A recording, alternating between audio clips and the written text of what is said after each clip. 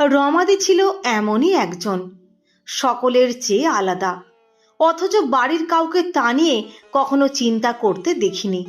আমাদের ছড়িয়ে থাকা পরিবারে ভালোবাসার বন্ধন থাকলেও সকলের নিজস্বতাকে আমরা সম্মান করে এসেছি।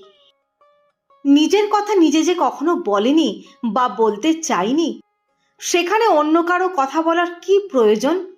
এটাও কিন্তু আমাদের পারিবারিক সংযম বা শিক্ষা। এই প্রসঙ্গে আমার একটু পরিচয় দেয়া দরকার। রমাদি মানে সুচিত্রা সেনের পরিবারের সূত্রেই আমার পরিচয়।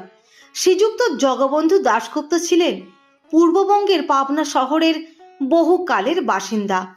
তাঁদের আদত পৈতৃক বাড়ি ছিল যশোর জেলায়। তিনি আমার দাদামশাই। আমার মা কমলা তাঁর কন্যা। আমার বাবা বীরেন্দ্রমোহন সেন শান্তিনিকেতনে প্রথম যুগের ছাত্র।